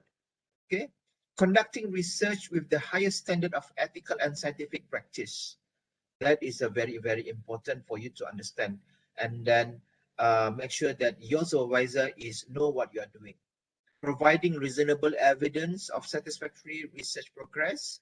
Okay, that you have to propose. For example, I already complete this, I already complete that, and then you have to give your progress. Not to say that you only report, saya sudah sampai sini, sudah situ. And then some of the supervisors, they don't check, kan? They don't check, oh, okay, very good, just, okay, satisfactory level, for example. So that is not good lah. Prepare a research plan. This is what I'm saying, in the beginning, prepare your research plan and timeline in consultation with the supervisor. Prepare your research plan. What is your plan for the whole semester? So when do you expect that? At the end of the semester, I expect that I'm going to finish, I'm going to achieve this, this, and this. So if you don't prepare the research plan, I think that maybe your supervisor also, they just leave you, they just maybe, I think that you're doing good and that. And some of the supervisor also, this is just a, just a reminder to the supervisor. The supervisor also don't check the students. And some of the supervisors, they've been trapped, because of all this time. For example, like we and the, the center experienced this many cases of the supervisor. They don't know, okay, they don't know how to answer when the student at the end of the day fail, or they cannot finish, or they quit their study. But the center see that when they look at the progress report, everything all satisfactory. Because of the supervisor, maybe they don't read or they don't monitor the student. Understand or not? They don't monitor, they just, oh, semua bagus. Kalau bagus, kenapa budak ni boleh gagal? Kenapa budak ni boleh berhenti, for example? The student. This is why we think, very confused. I think maybe the supervisor didn't read their progress report or didn't monitor the student. Okay, so I think that is a very, very crucial. Now we have to be very honest. I think maybe because of the supervisor also, they are scared in order to give a bad evaluation, unsatisfactory, need to be, remark macam gitu. Maybe the supervisor also in dilemma in order to give that kind of, assessment, for example. But don't blame the student also when the student cannot finish their work. I think this has happened not only, it happens in FPEP lah, definitely. And I think in myself also I happened that. So I also learned from this. So in other faculty also the same. So because we've been macam, we at the center of postgraduate, right? We noticed that kenapa pula kalau macam gitu this student fail, why is it the supervisor give everything all satisfactory, boleh continue study, for example. Okay, so this thing is need to be considered as well. Okay, take it serious. Give a serious consideration to supervisors, committee advice and criticisms. Okay, don't put yourself as you know, I think macam I think that professor tak tahu pun, I think he or she is not good in this and he's not expert. So I think even though some of the students, right, they are from this industry, they know what's happening, and then whenever that the suggestion from the supervisor and also the advisor committee, you know, give a feedback on their work, they disagree with that. They disagree and then they try to against. Tak perlu lah macam gitu. You have to understand, yeah, at the end of the day, even though you are the expert in your area, whatever that has been you know, advised and also commented by the supervisors and also the advisory committee, at the end of the day, these people are the one who are going to make a decision whether you pass or not in your journey. You have to understand that. If you don't follow whatever that they advise, maybe it's a bit difficult for you to pass in the flying with a flying colors. Okay, because of I experience, not to say experience lah, because I one of the committee also before, and then the students didn't do anything on that. So what happened is the student has to resubmit and then makes his life a difficult. Okay. Some of the students were during my masters in UPM, right? I have a friend of mine also during my time, you know, until that the supervisor, since that I think he didn't make any amendments according to what has been said by the committee. So what happened? The supervisor, I think one of the examiner put the comment there, re-examine. You can appoint other examiner in order to examine this. Means that you are failed from the perspective of that examiner. So you have to appoint another examiner. So you have to appoint another examiner. This will take another, you know, another period of time in order to prolong your journey lah. So then you have to look into that lah. So that's why I think this thing is something that some of the students, they take it, you know, maybe they don't take for granted. They take for granted of this matter. Inform the supervisor of any changes that may affect the progress. Okay, this is a very important, okay, for you to inform your supervisor whatever any changes, anything that I think you have a major changes that you need to make on your work. Then your main supervisor, your supervisor is the first person need to be informed. Okay, need to be informed. They should know that. Otherwise, this supervisor cannot back up you during the, you know, for example, during the viva or during the proposal defense and etc. So what not to expect from the supervisor? A detailed direction on daily research. So, you know, as I said earlier, right, your postgraduate journey is, this is, we expect that you are adults, you are mature student. So we expect that you have, you know, like you don't expect from the supervisor in order to give you, okay, hari ini you kena pergi kat sini, tomorrow you have to go and see this person, the next day, the day after tomorrow, then you have to go this and hit there. I think that is too ridiculous lah, because you are the one who should be more creative on how to design your own research journey lah. So I think that is, you have to be very independent on that. Your supervisor to be instantly available and able to review your work instantly. This is what I'm saying just now. You know, I think that supervisor macam dia punya gimbaran loh cakap. So it's like an angel, follow you everywhere. Okay, doctor, I've already did this, and then can you go and here? So I think that is not a correct way. You know, you expect as well. As I said, your supervisor has the same. You know, they are busy also. They have to look after their children. They have to look after their husband, their wife, and also the other, you know, the other undergrad student. You don't expect that your supervisor is your,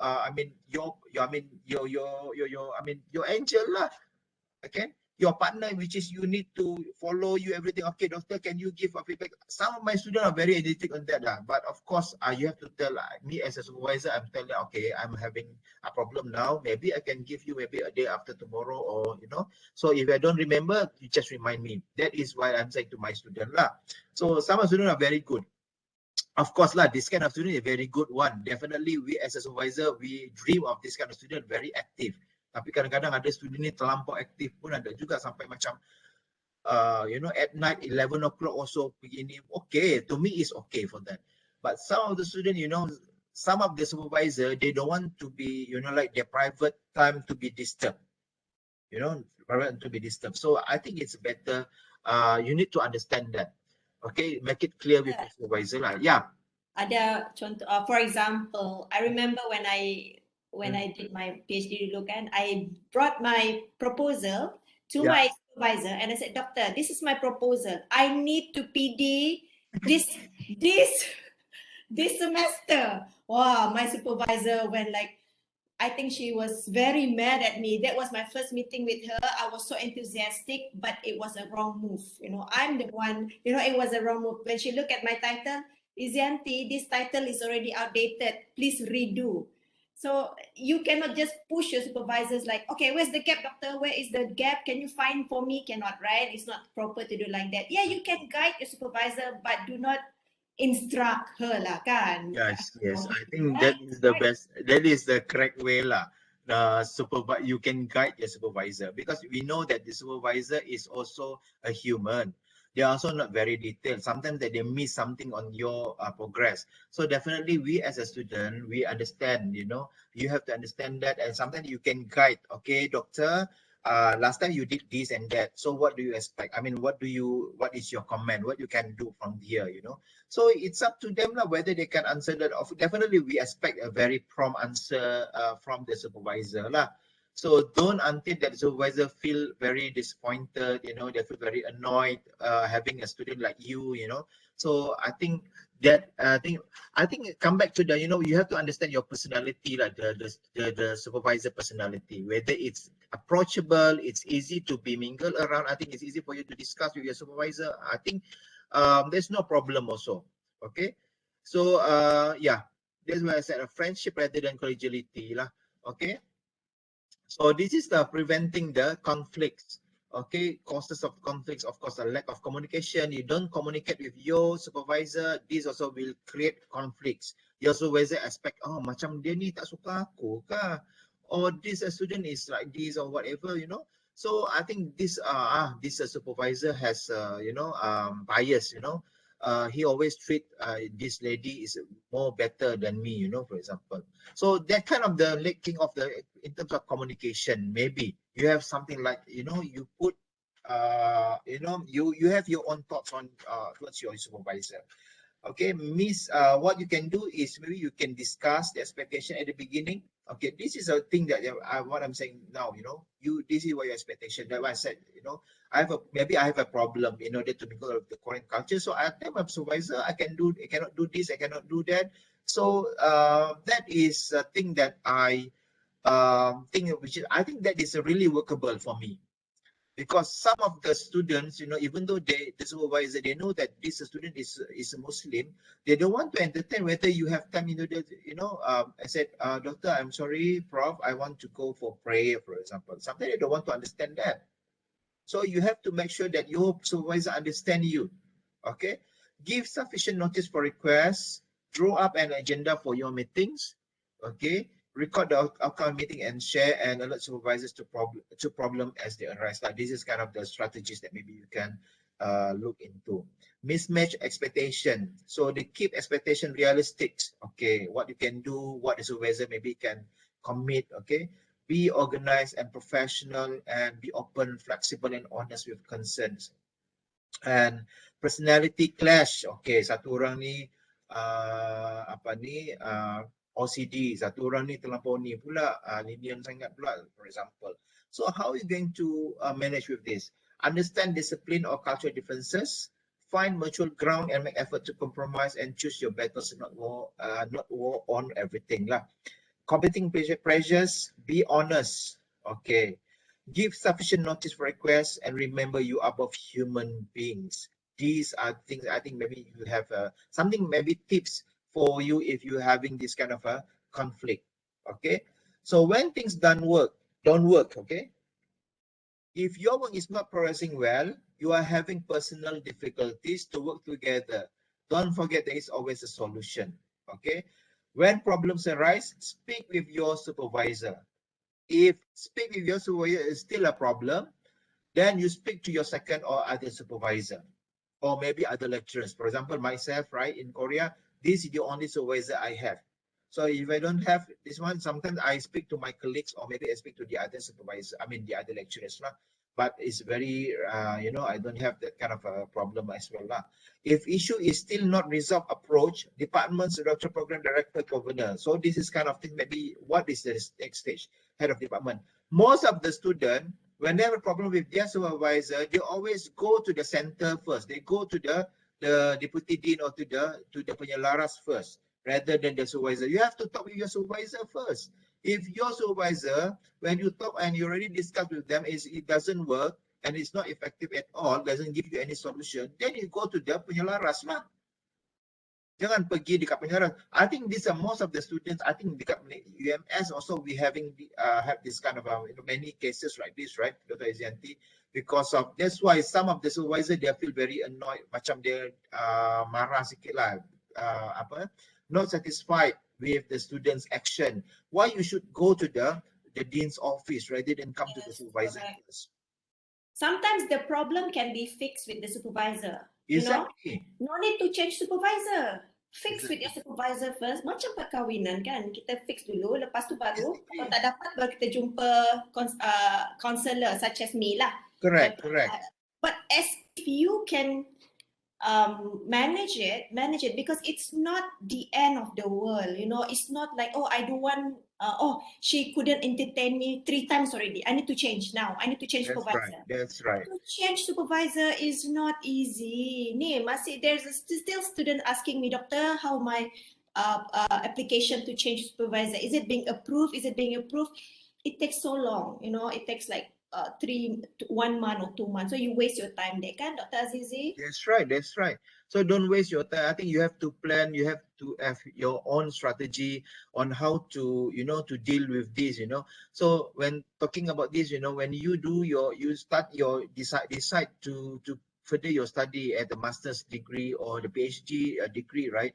It's not yet you decided to start only to focus on your study, but at the same time you have to understand everything, your culture, personality, the procedures, everything. So all of these are the experience that you're going to go through. So what are the characteristics of the effective graduate supervision? Okay, so is you meet the standards, meet the needs and difference of the different students. Okay, and program. This is things that need to be, maybe the tips to the supervisor. Meeting the needs of the different students, programs and administrative structures. So for supervision to be effective, it must be involving process. Okay, that concentrate on these needs. Okay, then the factors that influence the success of the student or supervisor relationship include the personalities of the student and their supervisor, their interest, experiences, and prior knowledge, and their conception of supervisory roles and styles. So their interest, okay, you need to understand, as I said, the personalities, you have to know what is their interest, what is their experience and prior knowledge. So how are you going to deal with this? So this kind of the things that really maybe can help you to understand your supervisor well. And it's very crucial, important for the supervisors to understand what has motivated their students to pursue graduate work and what their expectations are for the process. Okay, of course these are a very detailed one. You can follow the for example, like James and Baldwin, they have their own effective graduate supervision. You have a good teaching, you have a professional commitment, you have a personal involvement, recognizing and valuing the diversity, setting high standard and serving as a model. So all of this, I think we have a very dynamic characteristic, maybe you get various characteristics that maybe we can apply that, you know, things that you can look into. Okay. And okay, this is also the Brown and Atkins also have, you know, tips for the effective supervisor that must be competent, you know, researchers must be able to reflect their competence in research practices and must be able to analyze the knowledge, techniques, and methods that make their supervision effective. Okay.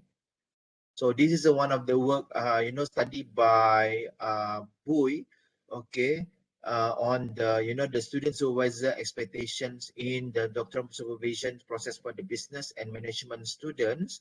So they consider of different measurements, I mean, on this, okay, in terms of the perceptions of the role as primary supervisor and doctoral. Okay, you can read and try to search for this, and maybe you can read your own, yeah. Okay, this is the, you know, the outcome of this buoy. Okay, the expectation as a supervisor, I will this, and as a student, I will this. So this kind of the questions that come up to the, you know, study. Okay. So this is, as I said to you, you know, for example, like I want to share that my experience and my journey, you know, for example, like my masters, I supervised by 3 different supervisor, which is from a different backgrounds, you know, since that I did on the, you know, furniture industry in Malaysia. So I use 3 different supervisor, which is they have a different expertise. Definitely my main supervisor is on marketing. So she's the one who gives me something like idea on my topic. And if you notice that my second supervisor is from the economics background. So why is it this person is very important to me, you know, this is a second supervisor? Because my study is, I did on the on the, you know, the wooden furniture industry, which is the wooden means that I have to go and check with the manufacturer who are producing the wooden furniture. So of course, in terms of the wooden furniture, in terms of the operation license produced, I mean, issued by the Department of Forestry. So since that my second supervisor is a very prominent professor in the forestry industry, I use his skills in order to contact all of this department in order for me to make my life more easier to make my, you know, to go for the data collection. So my supervisor is a very good in terms of networking. So he's the one who give me instruction. Okay, AZIZI, are you free tomorrow? Can you go to Sungai Petani? We have an interview with this. So something like you can use his networking on that. Number 3 is my supervisor is Dr. Murali Sabasivam, is someone which is very expert in statistics. So I use his expert in order to, for my data analysis lah, definitely. So as you can know, if you notice that my you know, my journey in my UPM is 4 years.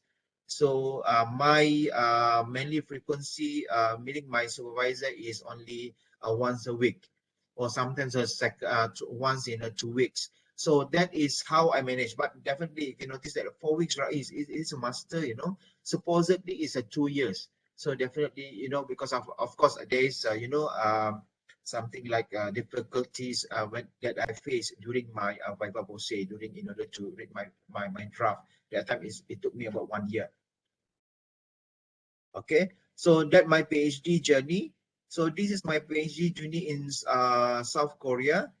That I only, as I told you, that I already have one supervisor only, and I'm glad to tell you that my journey is only took me about 3 years and 3 months. So 3 years and 3 months, I think this is a more shorter compared to my masters just now, right? So my masters, as you know that my masters last time, you know, it took me about 4 years because of my draft, my research draft took me for this examiner in order to review my draft about 7 months, you know, about 1 year. So I have to wait for my viva about 1 year before. That's why you know, I managed to finish within 4 years. But for my PhD, you know, the Korean, they always apply of do not pali-pali. Have you heard of the pali-pali, cepat-cepat? So because of the pali-pali system, they only review my draft within 1 week only. So there is a 1 week, which means that you give the draft today. So next week, you give by this Monday. then this Friday is your Viva Vose. So it's very fast because of the coordinator are very fast in doing their work. So of course there is something like a culture that I noticed, you know, because since my professor told me, you know, don't give your draft, even though you submit your draft to the center, but at the same time you give the draft to the supervisor, I mean to the examiner by hand. You have to face to face, meet him face to face, so that you know already what is their, I mean, their expression. At least you can break the ice that this is your examiner. So that is my things. Another tips that I want to look into that, of course, since when I have, you know, talking about the, you know, like my journey in my PhD, right? Even though you notice that is my journey is I had you know, difficulties in terms of the exam. I have to sit for the examination, the comprehensive exam, and my comprehensive exam I have is to be conducted in Korean language. So that is my difficulty.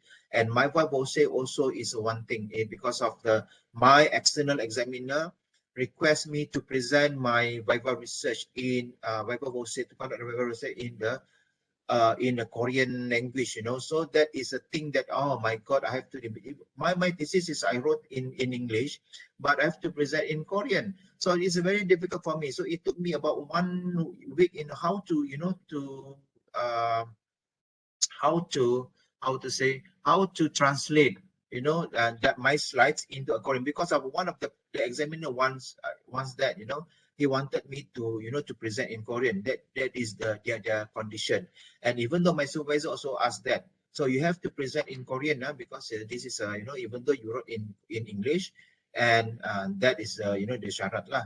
As you notice that my supervisor, you know, after already just to share you why I circle that red, you know, I hold my supervisor hold. It's like a red lover sky.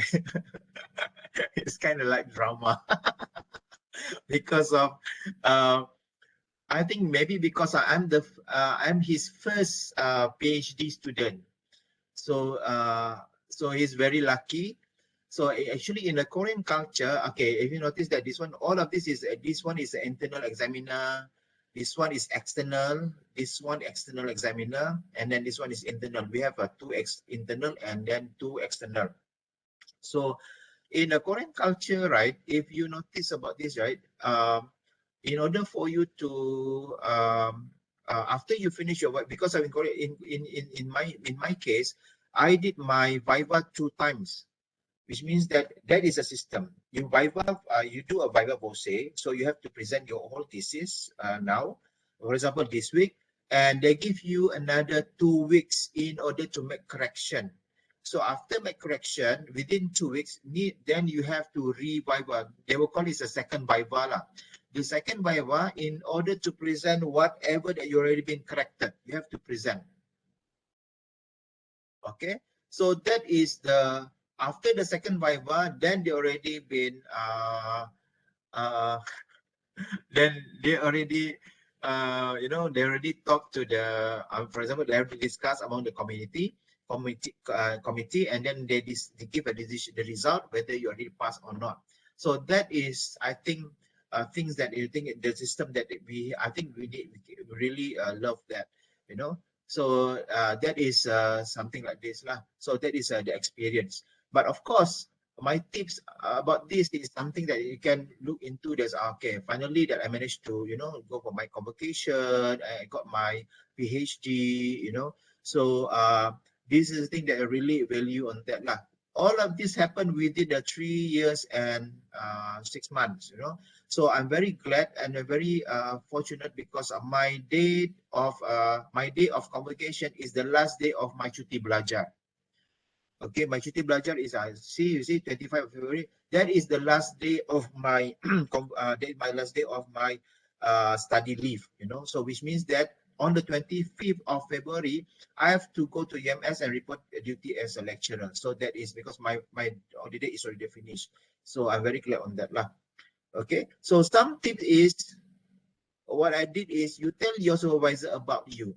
As I told you already, right?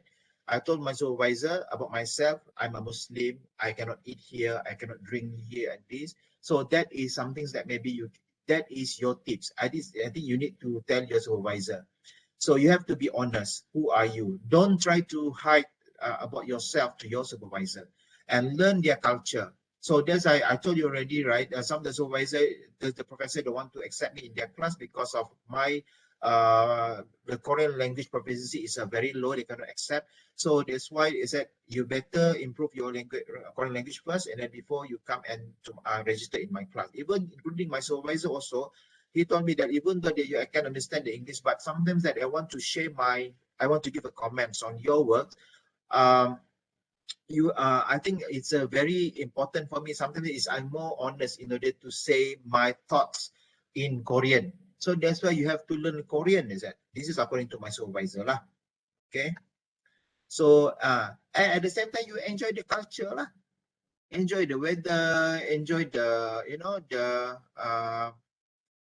the culture. You can learn at the same time. I never, at the same time, I also did the part-time as the the travel guide to the tour guide to the Malaysian students who come over, Malaysian visitors who come over to Korea. Okay, and don't forget to make friends. Okay, at the same time, so that you can release your stress. So during my journey, even though I work, from Monday to Friday, I'm always focused for my research at the same time, but I'm going to make sure that Friday night or Saturday and also Sunday, I'm going to make sure that I have time with my friends. For example, my friends, my university is only about 1 or 2 kilometers with the other universities, my neighbors, and then these neighbors university they have Malaysian friends. There are lots of Malaysian friends. Normally we hang out together and have a coffee together. And of course that don't forget to make friends with your other, friends with the local students. So for example, like this Korean, he's not the PhD student, he's only I think the accounting students. Just sit for the exam, but he's the one who really take care of me during my journey. So I'm very pleased, when to have a friend with them. So I think that is things that maybe I can share, what I can share with you lah. Okay. Thank you for your attention. So I open for any Q&A. Any question from the floor? I remember our colleague, Dr. AZIZI, she is very strict in terms of supervision. So, but what she told me is, Yanti, Dr. Yanti, I don't need an A student, yang pandai, English powerful, tak payah, tak perlu. Not that, if I have that student, I am blessed. But if I don't have that student, it's okay. I will guide the student. But the student needs to have that determination. Kan, apa-apa hal pun, the students needs to be the one who will determine where she wants to be lah. That's what she told me. Any question?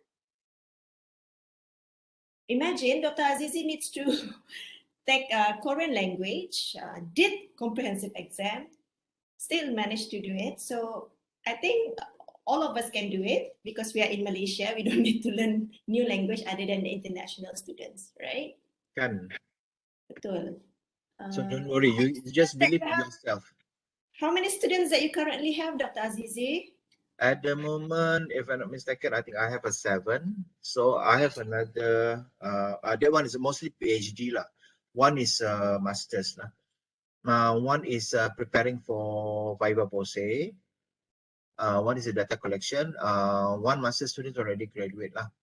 So yeah, that is my current status of my supervision. But of course, I have students which is a potential student that already approached me that are going to have maybe by next semester, and we already working on the paper already. And I told you already, right? Some of my old students, actually, I thought they're from the other universities, right? They come and see me, and then they give me a call that they want to follow they want to come over to UMS lah to be one of my students also. So yeah, that is as I told you, because of sometimes that we need to understand the student also. Yeah, promosi kan, promosi to the potential students. Sometimes my students, so I just give them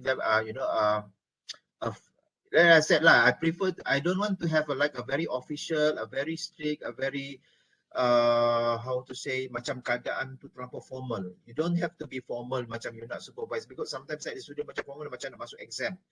I don't want to be like that, even though I already experienced that. But because of I'm okay, of course I'm okay, flexible with that lah. But some of the students, right, I don't want to press them. You know, I know that they are doing very hard in their study. So sometimes that something you bagi reward sikit lah. For myself, I don't know, mungkin ada student saya dekat sini juga kan. Kadang-kadang kena bagi reward sikit, bawa dia orang pergi minum dulu ke, bagi makan. Lepas makan tu baru kita cuci otak dia.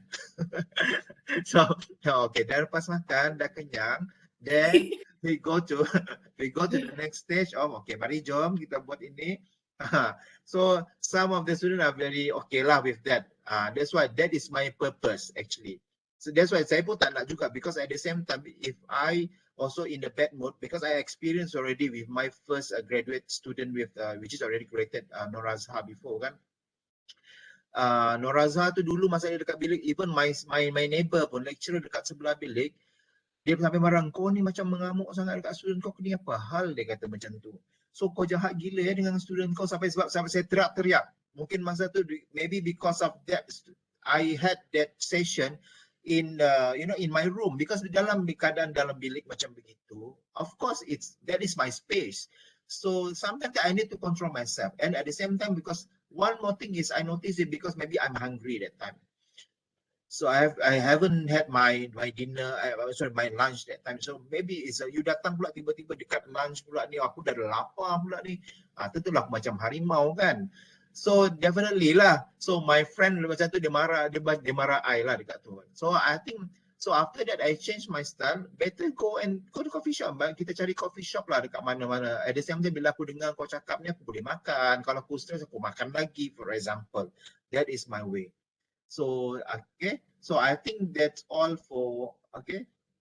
There's a question here, Dr. AZIZI. Challenges in terms of family, doctor, and how to handle, and ada yang tak boleh share. Macam mana tu, doktor? To what extent that you cannot share? Yes, to what extent you cannot share? Kalau yang personal, I don't share my problem semua, my family problem. Tak payah share. Same. You know, Saya pun sama. I think myself also, I don't share 100% with my supervisor. Tapi dulu saya perasan dulu masa saya beritahu dengan, because I have during my PhD journey also, saya sakit juga. Saya sakit, orang panggil kalau macam dekat Korea panggil baram, angin. Angin tu maksudnya macam angin ahmar tau dekat sini. I ada mild sikit angin ahmar masa tu.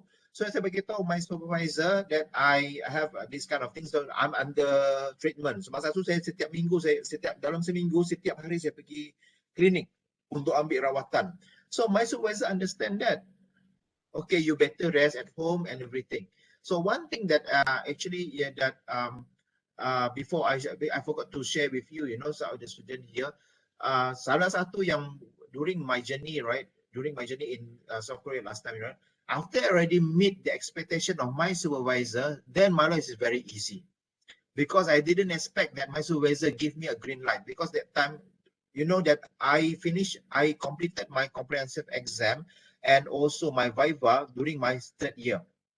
So in the same semester, I sit for my comprehensive exam for the third time, and I sit for my viva after that. So what makes me really, relieved that time, right? A year before, I didn't know, because of macam ada yang cakap tadi sini kan, supervisor kata baca lagi. Same, my supervisor also, bila dia bagi, for example, like my supervisor give me this, okay, Prof, I already have this, and then my supervisor, so what? So macam itu, dia jawab macam itu aja. So how are you going to answer that? So I didn't know. So I just say, why don't you just go this and that? So I keep on changing my topic during my journey also lah. So I noticed that I didn't expect that since that I know that my supervisor macam tak consistent sangat. Bila saya bagi ini, dia tak percaya dia. So you need to prove, give evidence. So what I did is I did some like preliminary study. I did preliminary study. I collect the data. I get some feedback from the market, and then I show, and then in terms of, in order to confirm my framework, I show to my supervisor, Prof, I already collected this, and then this my data based on how many respondents shows this kind of data. So I'm confirmed of this framework. So my supervisor shocked, Dr. surprised. AZIZI, that's Ah, how it works, right? yes, and then my supervisor surprised, dia bagi tahu macam tu. Dan dia bagi tahu, are you sure you did this? Dia bilang macam tu. So dia kata, and then after that he told me, then you can credit, you can finish your PhD already. I said, are you sure? Tiba-tiba dia cakap macam gitu. Are you sure you can finish? I can finish my. Yes, with this, and then you just extend. You add up another more participants in your study, and then add up for the more variables here. Then you can finish your PhD. Oh yeah, Prof, I said, because of that time I showed to my supervisor not only the evidence with the data collection, together with my publication. Because I showed him, that I already published this and then he's very happy with that. And after that, my life was very easy. Sampai ke masa tu, I still remember when I showed him my work and also my result, it's only about one day before Ramadan. So I told him, Prof, tomorrow I have a Ramadan, so I've got fasting, Okay, never mind. You don't have to come to see me within, in 1 month, You just go and rest at home. And then, enjoy your fasting. This is what he told me. Suddenly, tiba-tiba saya punya ni macam ringan sangat masa tu because of he smoothened my journey. And then I asked him, so what happened with my exam, comprehensive exam? He said, I haven't finished yet. Don't worry about that. You just go and after that, you register for the comprehensive exam, and then I'm going to make sure that you pass for that exam. That's it. So something that maybe you can prove with your supervisor, okay, on this. Yeah, same goes to me, Dr. AZIZI. When I did my PhD dulu kan, to convince my supervisor that I want to do this topic, I told the student, like what I mentioned this before this previous pun kan, saya bagi tahu that I came up with conceptual paper, that my research is worth to be researched, and published in journals. After that, dia pun macam, okay lah, dipersilakanlah Izianti buatlah topik ni. Kalau tak, memang, to gain their confidence in us is very difficult. And That's for me, right. I told my supervisor, if I want to go for holiday, doctor, this is my draft. I want to go for 2 weeks holiday. I want to go back to KK and have fun for a while. She will not disturb me. So that's how you work, that's how you work with the supervisor. Janganlah holiday senyap-senyap, lepas tu hilang. Tak. Yes, betul. Itulah itu yang jadi macam nanti dia bilang kau akan gagal ni nanti macam saya. Yes. So no more question from the floor. Question. We wish you all the best. Thank you, Dr. AZIZI, for your sharing session. Thank you very much for having me. Yes, thank you, Dr. AZIZI, and also to everyone who are here, Dr. Tini as well, Dr. Pengiran is also here from outside, and a lot of students came today. Yes, oh, Wendy is also here, yeah. So maybe we can have a photo session, Madam Elizabeth? Boleh, Doktor. Okay. Interesting topic today. Boleh buka kamera kali kan? Yeah. Light topics, nothing to do with proposal today. Kau tak every week cerita proposal orang ni.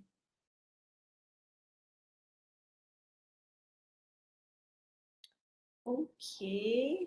Yang lain ni tak buka kod kan? Dah ramai buka ni. Okay, tak apalah. Tak buka. Malu belum mandi kali ni. Masak kali. Masak kali tu. Kali kan? Okay, saya pula. 1, 2, smile. Okay. Siapa? If Smile. you need to call Dr. AZIZI, you can email him if you want to ask questions with regards to supervision on PhD ke, He was also famous for ni juga ni, apa ni? Examiners. Dr. Aziz has always been called for examine PhD students. Kan Dr. Azizi? Pernah juga. Come on. Ya, aku Okay, sudah. In marketing area, yes lah. Okay. Freestyle. 1, 2. Freestyle. 1, 2. Okay, thank you. Thank you. All the best, everyone. Have a safe Yeah, all day. the best. Bye. Thank Thank you. you, Dr. Zizi. Yeah, thank you. See you next on the next workshop, yeah? Or maybe colloquium will be the next